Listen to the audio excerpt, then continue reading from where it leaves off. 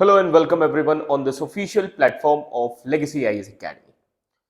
सोचिए एक ऐसी दुनिया जहां सब कुछ बदल रहा है, लेकिन कोई ऑफिशियली कुछ अनाउंस नहीं कर रहा। ना कोई ट्रीटी साइन हो रही है, ना कोई मिलिट्री अलायंस डिक्लेयर हो रहा है, ना ही हेडलाइंस में न्यू नेटो लिखा जा रहा है। और फिर भी एक नया पावर स्ट्रक्चर धीरे धीरे जन्म ले चुका है, जैसा कि आप हमारे सामने देख सकते हैं अपनी स्क्रीन पर कि how India UAE Israel bloc is quietly emerging as a counterweight to the Islamic NATO. जी हां। सो अब समझने वाली बात यह है कि एक नया पावर स्ट्रक्चर क्वाइटली जन्म ले चुका है। वेस्ट एशिया के आसमान के नीचे, इंडियन ओशन की गहराइयों में और यूरोप के दरवाजों तक तीन कंट्रीज धीरे धीरे एक दूसरे के साथ लॉक हो रही हैं। जी हां, तो वो कंट्रीज हैं इंडिया, यूएई एंड इजराइल। ना ये कोइंसिडेंस है, ना ये सिर्फ डिप्लोमेसी है, और ना ही ये एक कैजुअल फ्रेंडशिप है। इस साइलेंस के पीछे अगर हम देखें, एक डिफेंस डील है। जी हां, इस साइलेंस के पीछे है defence deals, missile technology, intelligence fusion और शेयर्ड एनिमीज। और इसी के पैरेलल एक दूसरा नैरेटिव भी उभर रहा है, पाकिस्तान, सऊदी और टर्की। जी हां, पाकिस्तान, सऊदी और टर्की का एक ऐसा ग्रुपिंग जिसे एनालिस्ट इस्लामिक नेटो कह रहे हैं। तो एक तरफ कैपेबिलिटी बेस्ड पावर, दूसरी तरफ आइडियोलॉजी बेस्ड अलायंस। और सबसे इंटरेस्टिंग बात, यह सब हो रहा है अमेरिका के धीरे धीरे पीछे हटने के दौरान, जब ग्लोबल ऑर्डर का जो नीचे स्टोरी खत्म हो चुका है। तो आज के इस वीडियो में हम डिकोड करेंगे क्यों 3 घंटे का यूएई के जो प्रेसिडेंट का विजिट दुनिया भर के इंटेलिजेंस सर्कल्स को हिला के रख गया। जी हां दोस्तों, कैसे इंडिया, यूएई, इजराइल, आप समझिए इस चीज को, कैसे इंडिया, यूएई, इजराइल एक साइलेंट सिक्योरिटी ट्रायंगल बना रहे हैं, और क्यों इस्लामिक नेटो शायद ज्यादा नैरेटिव है ना, बट कम रियलिटी है। इस्लामिक नेटो जो है वो ज्यादातर तो नैरेटिव है, बट ये कम रियलिटी है। तो अगर आप जियोपॉलिटिक्स समझना चाहते हो तो हेडलाइन से आगे तो ये वीडियो एंड तक जरूर देखिए, क्योंकि जो आज क्वाइटली बन रहा है, कल वही दुनिया का पावर मैप रिड्यू करेगा। जी हां, इस चीज को बिल्कुल समझिएगा, कल वही इस दुनिया के पावर मैप को रिड्यू करेगा। तो आइए समझते हैं इस पूरे कॉन्टेक्स्ट को कि पूरा वेस्ट एशिया का गेम है क्या। जी हां, वेस्ट एशिया में नया पावर गेम क्या चल रहा है। वेस्ट एशिया, जिसे वेस्टर्न कंट्रीज मिडिल ईस्ट के नाम से बोलते हैं, तो वेस्ट एशिया यानी कि मिडिल ईस्ट और उसके आसपास के रीजन्स में सिक्योरिटी अलायंसेस धीरे धीरे बदल रहे हैं। जी हां, अब यह बदलाव कोई ऑफिशियल ट्रीटी नहीं, कोई फॉर्मल मिलिट्री अलायंस नहीं, कोई लाउड अनाउंसमेंट के थ्रू नहीं हो रहा है, बल्कि यह हो रहा है defence deals, intelligence sharing, technology cooperation और साइलेंट सिग्नलिंग के थ्रू ये सारी चीजें चल रही हैं। जी हां दोस्तों, इस पूरे प्रोसेस में अगर हम देखें, दो अलग अलग सिक्योरिटी ग्रुप्स यानी कि ब्लॉक्स उभर कर आ रहे हैं। जी हां, तो सबसे पहला जो ब्लॉक है that is India, UAE, Israel. This block is quite but strong.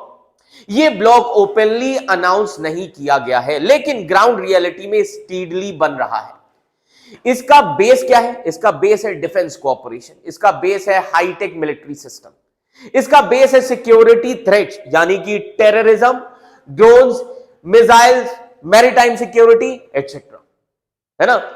अब इसके बाद आता है दूसरा ब्लॉक। दूसरा ब्लॉक है पाकिस्तान, सऊदी और टर्की, जो कि इस्लामिक नेटो टाइप है। इसको एनालिस्ट ने इस्लामिक नेटो कहा है, ऑफिशियल नाम नहीं है ये इसका, ये समझिएगा। इस ब्लॉक का कोर लॉजिक क्या है? इस ब्लॉक का कोर लॉजिक है इस्लामिक आइडेंटिटी। इस ब्लॉक का कोर लॉजिक है पॉलिटिकल सिग्नलिंग, पाकिस्तान का न्यूक्लियर फैक्टर, सऊदी का पैसा और टर्की का मिलिट्री इंडस्ट्रियल एम्बिशन, ये इस ब्लॉक का फैक्टर है। तो अब आइए समझते हैं ग्लोबल कॉन्टेक्स्ट को। है ना, ग्लोबल कॉन्टेक्स्ट, अमेरिका इन सब चीजों में क्या कर रहा है। देखिए, America under the presidency of Donald Trump, America पीछे हट रहा है इस रीअलाइनमेंट। जी हां, अमेरिका पीछे हट रहा है। इस रीअलाइनमेंट का सबसे बड़ा बैकग्राउंड फैक्टर क्या है? इस रीअलाइनमेंट का सबसे बड़ा बैकग्राउंड फैक्टर है डोनाल्ड ट्रंप का अमेरिका। जी हां, यूएस अब लेस ग्लोबल पुलिसमैन बन रहा है। अलायंसेस को ट्रांजैक्शनल बना दिया गया है। आज फोकस किस पर है? फोकस है टैरिफ पर, बॉर्डर्स पर, डोमेस्टिक पॉलिटिक्स पर। इसलिए वेस्ट एशिया के जो कंट्रीज हैं उनको यह लग रहा है कि अब हमें अपनी सिक्योरिटी खुद करनी पड़ेगी। अब ट्रंप चाचा नहीं आएंगे बचाने के लिए, है ना। ठीक है, अब टर्निंग पॉइंट इवेंट क्या है? तो आइए समझते हैं। टर्निंग पॉइंट इवेंट है यूएई के प्रेसिडेंट का लाइटनिंग इंडिया विजिट। जी हां, मोहम्मद बिन जायद अल नहयान का इंडिया विजिट। ट्रेवल टाइम कितना? 6 घंटे। इंडिया में कितनी देर रहे? 3 घंटे। Travel time 6 hours, stay in India 3 hours, location new Delhi, and he also met prime minister Narendra Modi. अब कहा जा रहा है ये इनका 5th विजिट है, 5th इंडिया विजिट है पिछले लास्ट 10 सालों में, है ना। ठीक है, अब आइए समझते हैं इस शॉर्ट विजिट में क्या क्या चीजें हुई। जी हां, ये समझने वाली बात है। उस 3 घंटे में, 3 घंटे के विजिट में क्या क्या चीजें हुई, तो आइए समझते हैं। बायलैटरल, इस शॉर्ट विजिट में सबसे पहली चीज बायलैटरल रीजनल सिक्योरिटी इश्यूज पर बात हुई। Defence related letter of intent sign हुआ इंडिया और यूएई के बीच में।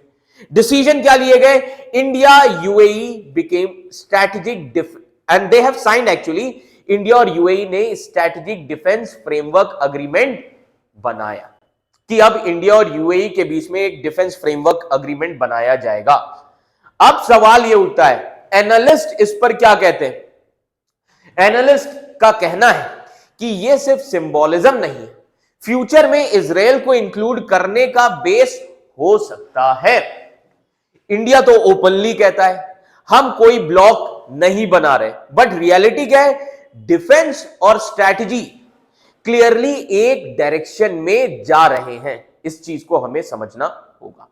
ठीक है, अब इंडिया की सबसे बड़ी सिक्योरिटी टेंशन क्या है? तो आइए समझते हैं।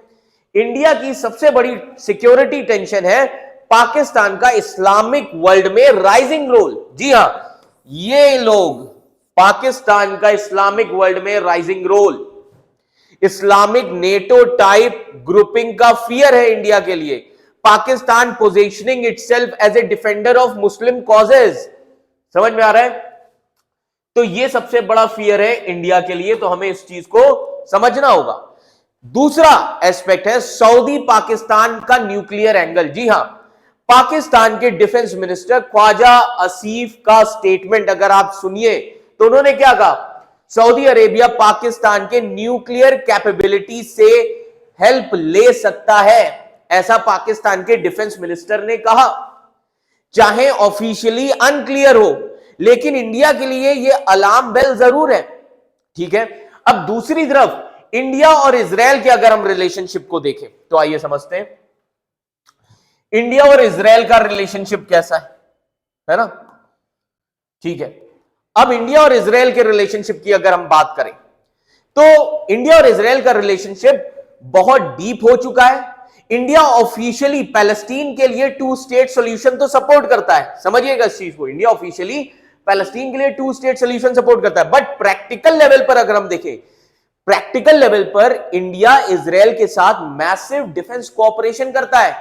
और रिपोर्ट्स के मुताबिक अगर हम बात करें, इंडिया ने इजराइल को मिसाइल सप्लाई किए रीसेंट हमस कॉन्फ्लिक्ट में। जी हां, इंडिया ने इजराइल को मिसाइल सप्लाई किए रीसेंट हमस कॉन्फ्लिक्ट में, ये याद रखिएगा। और इसी के साथ ही साथ कोऑपरेशन अगर एरियाज देखें between India and Israel, counter terrorism, cyber security, maritime security, defence manufacturing, advance technology and intelligence sharing, ये सारी चीजें। इजराइल इंडिया के लिए सिर्फ एक डिफेंस पार्टनर नहीं है, बल्कि आज इजराइल इंडिया के लिए ट्रेड कॉरिडोर बन चुका है। जी हां, ट्रेड कॉरिडोर बन चुका है, समझिएगा इस चीज को। इंडिया इजराइल के लिए, अब समझिए, इजराइल इंडिया के लिए फूड सिक्योरिटी, एनर्जी ट्रांजिशन का भी पार्टनर है। ठीक है, इन सभी चीजों में I2 और U2 का क्या एंगल है? जी हां, India, Israel, then UAE and US, है ना। तो 4 countries are there, India, Israel, UAE and US.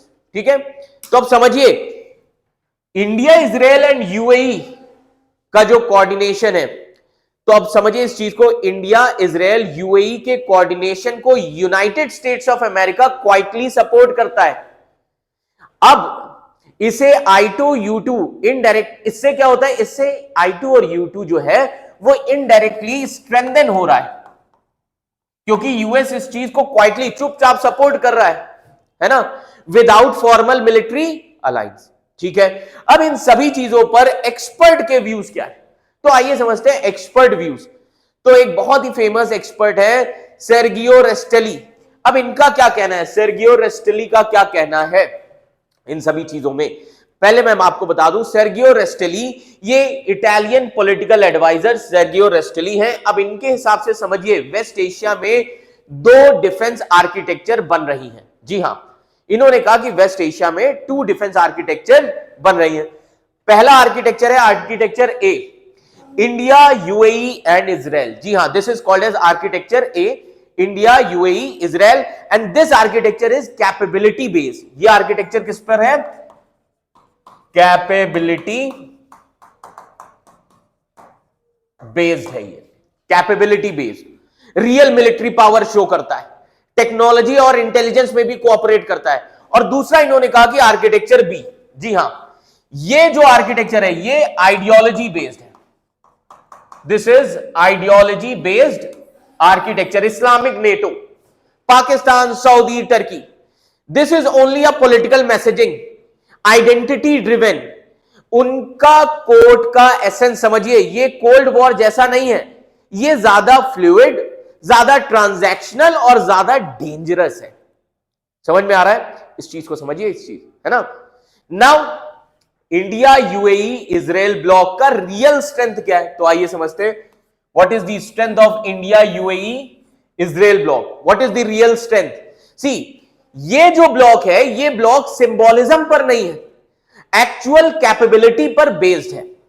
इसके की कंपोनेंट्स क्या है? इस ब्लॉक के की कंपोनेंट्स क्या है? Joint military exercises, defence industrial cooperation, Arabian sea में maritime security, intelligence sharing, cyber and space cooperation.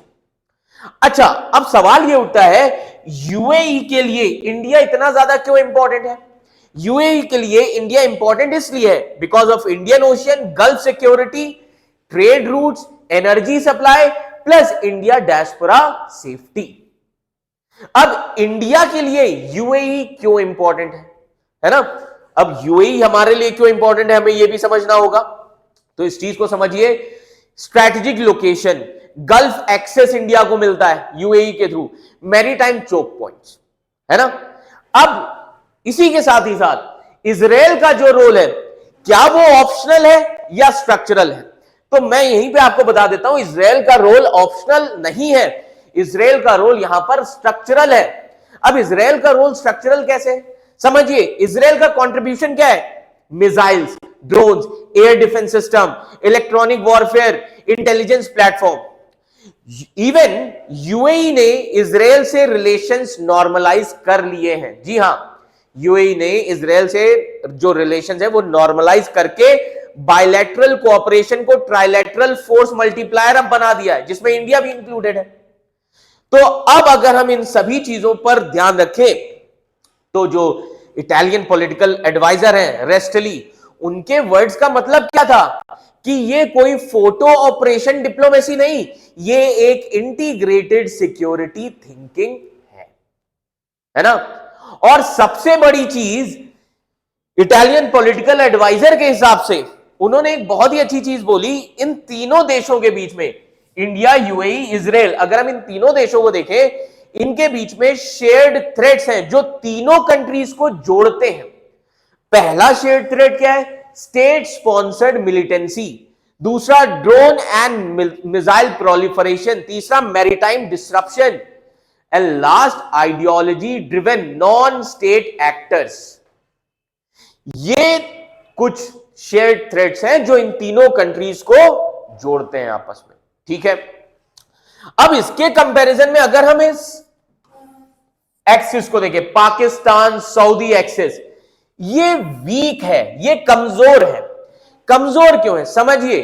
2025 में Saudi Pakistan mutual defence agreement एक साइन किया गया है ना, सऊदी और पाकिस्तान में आपस में दोनों ने एक अग्रीमेंट साइन किया, म्यूचुअल डिफेंस अग्रीमेंट, ठीक है।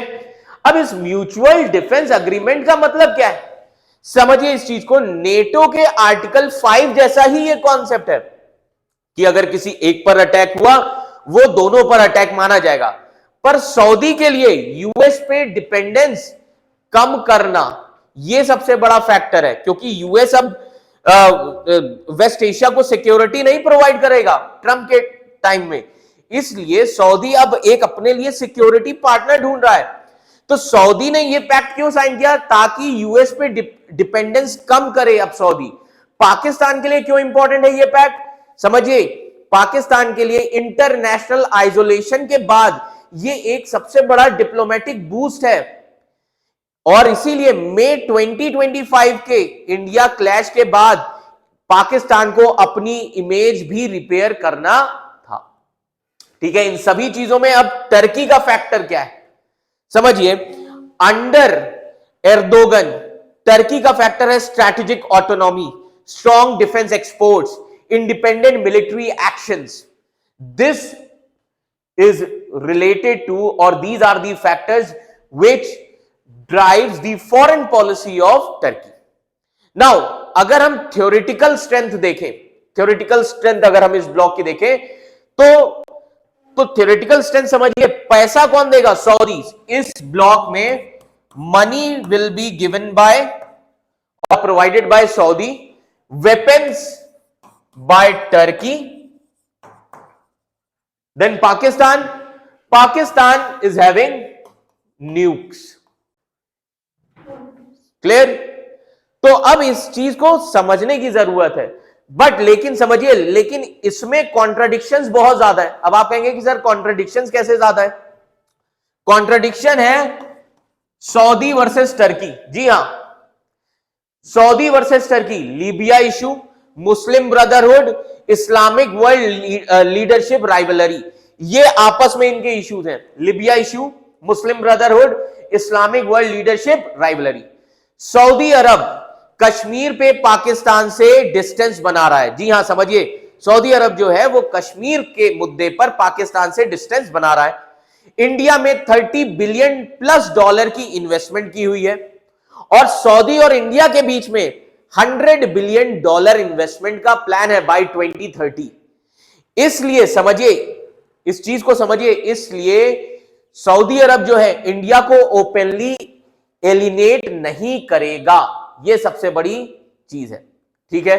अब पाकिस्तान इन सभी अलायंस में सबसे बड़ा वीक फैक्टर है, जी हां, पाकिस्तान सबसे बड़ा वीक लिंक है। प्रॉब्लम क्या है, पाकिस्तान की इकोनॉमी कोलैप्स कर चुकी है, defence exports weak, terrorism image बनी हुई है पाकिस्तान की, extremist links are also there, ठीक है। ऊपर से आसिम मुनीर जो कि आर्मी चीफ है, इस्लामिक आइडेंटिटी और सिविलाइजेशनल स्ट्रगल रियोट्रिक की बात करते हैं। गल्फ कंट्रीज को यह लैंग्वेज बिल्कुल भी पसंद नहीं आती, उनका फोकस स्टेबिलिटी, गल्फ कंट्रीज का फोकस किस पर है, स्टेबिलिटी, ट्रेड, इन्वेस्टमेंट, इन सभी चीजों पर है। इसलिए इस्लामिक नेटो जो है यह सिर्फ ज्यादा एक नैरेटिव है, रियल अलायंस बहुत कम है, इस चीज को समझिएगा, ठीक है। चलिए अब समझते हैं इंडिया यूएई इजराइल ब्लॉक, ये जो इजराइल ब्लॉक है ना, तो India UAE Israel block West Asia से आगे जा रहा है। अब आप कहेंगे कि सर ये वेस्ट एशिया से कैसे आगे जा रहा है ना। Now this India UAE Israel bloc is actually going beyond West Asia, extension till eastern Mediterranean region. जी हां, अब ये एक्सटेंड हो रहा है ईस्टर्न मेडिटेरेनियन रीजन में, कैसे है ना, समझिए। अब इंडिया इजराइल के साथ ही साथ, समझिए इस चीज को, इंडिया इजराइल के साथ ग्रीस, साइप्रस को भी इंक्लूड कर सकते हैं। तो इस ब्लॉक में समझिए ग्रीस एंड साइप्रस भी इंक्लूड हो सकते हैं। क्लियर? ऑब्जेक्टिव क्या है? ऑब्जेक्टिव यह है कि टर्की के मैरीटाइम क्लेम्स को काउंटर करना है, एनर्जी रूट्स को प्रोटेक्ट करना है। तो यहां पर जो मेन एनिमी है वो है टर्की। क्लियर? अब इंडिया का रोल समझिए, trilateral and 3+1 format, western maritime approach secure करना, ये इंडिया का रोल है। इंडिया को इस रूट को सिक्योर इसलिए भी करना है because of India middle east Europe economic corridor, इसको भी प्रोटेक्ट करना है, और उसके लिए ग्रीस और साइप्रस भी इंपॉर्टेंट है। समझ में आ रहा है?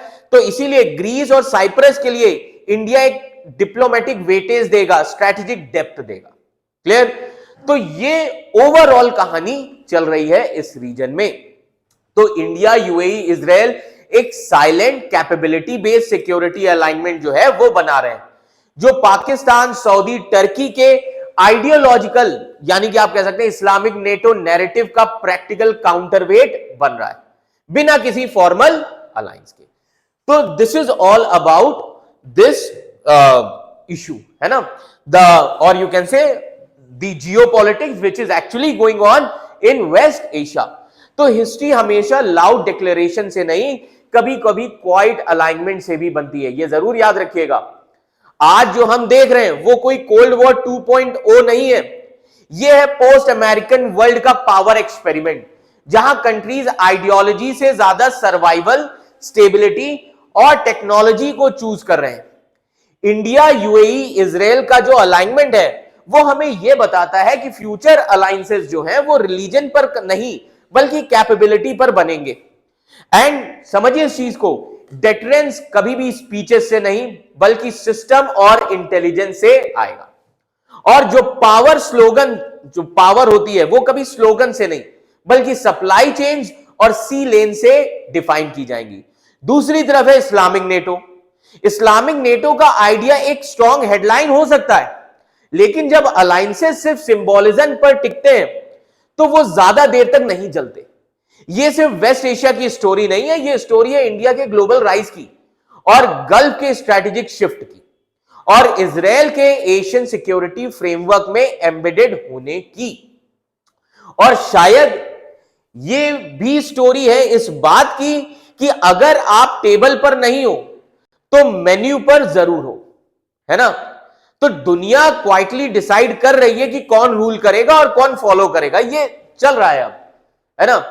तो सवाल ये बिल्कुल भी नहीं है कि कौन अलायंस बना रहा है, सवाल ये है कि कौन फ्यूचर का आर्किटेक्चर डिजाइन कर रहा है।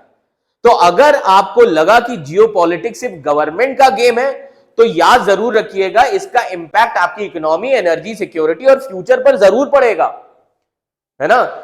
इसलिए साइलेंट वॉर को समझना बहुत जरूरी है, क्योंकि जो आज चुपचाप बन रहा है वही कल हेडलाइंस बनेगा और जब शायद रिएक्ट करना तब तक लेट हो चुका होगा। तो I hope this issue is clear to everyone.